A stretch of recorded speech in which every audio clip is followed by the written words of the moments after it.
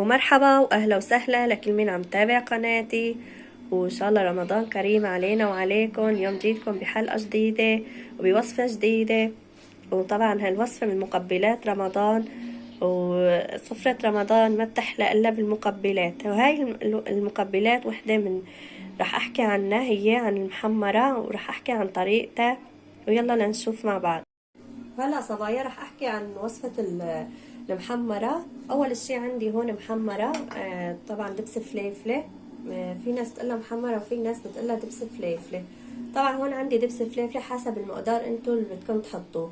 هلا اول شي رح احكي عن اذا بدكم تفرزوها، حطوا تقريبا شي نص كيلو اذا حبيتوا تفرزوها طول شهر رمضان، واذا طبعا بتحبوها طول يعني طول رمضان تحطوها على السفرة. هلا هون عندي انا يعني دبس فليفلة حسب الرغبة الكمية. هون عندي كمان بصلة فرمتها ناعم بهذا الشكل. وهون عندي من دبس الرمان عندي معلقتين كبار. وهون عندي كمان من الزيت الحلو عندي شي 4 معالق كبار. وهون عندي محبة البركة. وهون عندي من الكعك المطحون بهذا الشكل. وهون عندي من الماء. وهون عندي من دبس من الطحينة. وعندي معلقة كبيرة من السكر. طبعا ملح استثنيته لانه عندي الدبس الفليفلة مالحة إلها ملح، وانتبهوا لهي النقطة لانه كتير احيانا عم بتصير. هلا اول شي رح احكي اذا حبيتوا تفرزوا الدبس الفليفلة. اول طريقة اذا بدكم تفرزوا الدبس الفليفلة لا تستثنوا البصلة، لا تحطوها مع كل ما بتطالوا بتحطوا مع تفرموا البصلة وبتحطوها. لا، اما اذا حبيتوا بدكم تحطوها قلوها اول شي بالزيت، يعني شي تتشوح معكم، وبعدين طبقوها كلها وبنحطها بالفريزر بيت البوظ. هلا هون انا ما رح يعني افرزها، رح احطها بالبراد طبعا، ومع هيك رح يعني اقليها شوي بالزيت الحلو. هلا اول مرحله رح ابلش فيها هي رح احط الدبس الفليفله.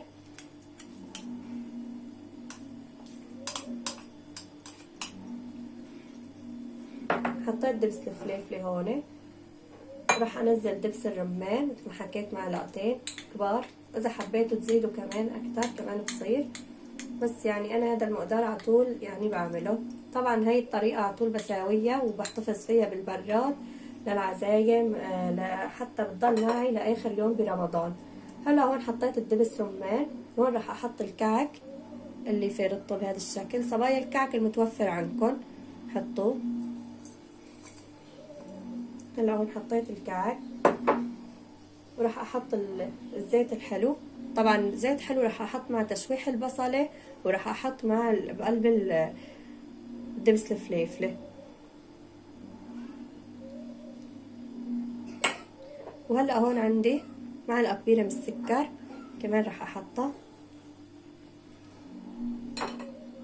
وهون عندي من حبه البركه، ما راح اكتر، يعني تقريبا قدر معلقه صغيره لانه في بالكعك كمان من حبه البركه.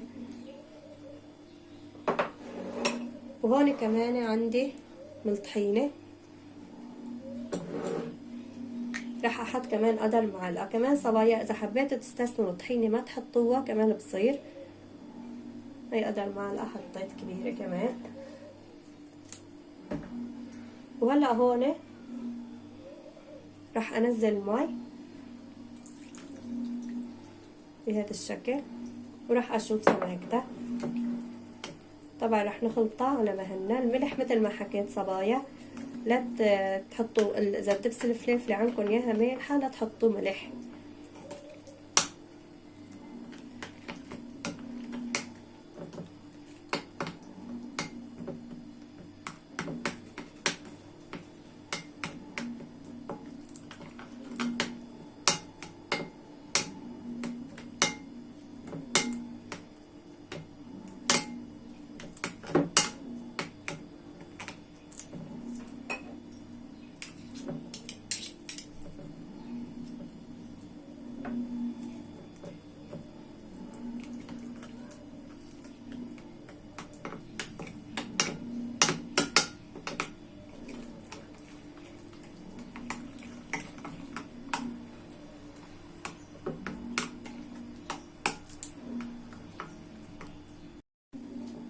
هلا صبايا مثل ما انكم شايفين بدي اياها بهذا القوام.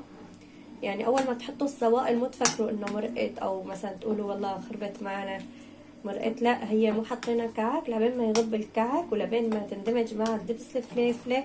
طبعا لحتى تسمك شوي، وما بدنا اياها تكون كتير سميكه، بدنا اياها هيك بهذا القوام يعني، ولا امرق من هيك. المي مثل ما شفتوا حطيت، اخذت معنا لهون يعني، خلي في قدر فنجان طبعا حسب الدبس الفليفله المتواجده بالبيت.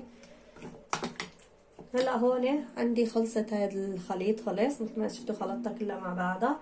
ضل عندي بدي هلا اشوح البصله، حطيت لها تقريبا 3 معالق من زيت الحلو، وهلا بدي اشوحها واحطها. واذا حبيتوا صبايا تطحنوا جوز وتحطوها معهم كمان بصير، او اذا حبيتوا كل ما تصبوا تزينوا الوجه. انا يعني بالنسبه الي بزين الوجه كل ما بدي اصب. وهلا صبايا صارت عندي جاهزه البصله، شوحتها بهذا الشكل، وهلا راح احطها فوق الدبس الفليفله. طبعا صبايا انا حطيت الطحينه يعني سويتها مثل اللون الدبس الفليفله مثل اللي بالمطاعم. اذا حبيتوا تستثنوا الدبس الطحينه كمان بصير ما تكون اياها على لون اكشف طبعا يعني، لانه بتغير لون الدبس الفليفله.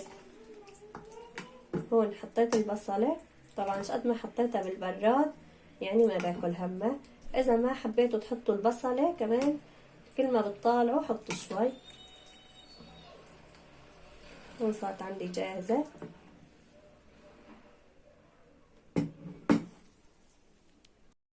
وهون صبايا صار عندي جاهز صحن المحمرة مثل ما انتم شايفين، صبيته بالصحن. وطبعا التقديم انتو اللي بتحبوه تحطوه يعني. هلا هون انا مثل ما حكيت رح ازين وشه بالجوز. يعني اذا حبيتوا كمان انتو يعني وقت عم بتسووا الدبس الفليفله تحطوا معاه يعني تطحنوا الجوز وتحطوه. هلا انا هون رح ازين وشه.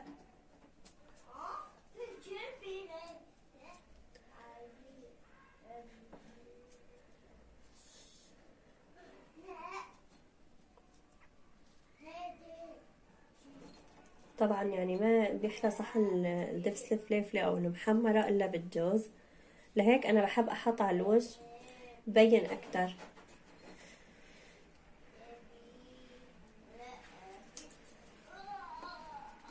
ولا هون رح احط بالنص.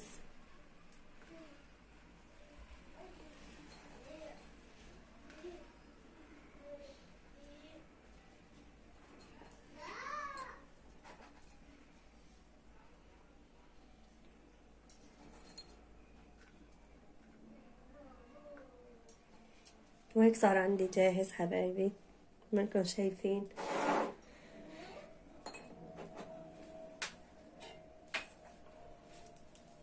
إذا عجبكم لا تنسوني من اللايك والاشتراك بالقناة، وإن شاء الله بشوفكم في فيديو جديد، وإن شاء الله صياما مقبولا وإفطارا شهيا. انتظروني بحلقة جديدة وبوصفة جديدة.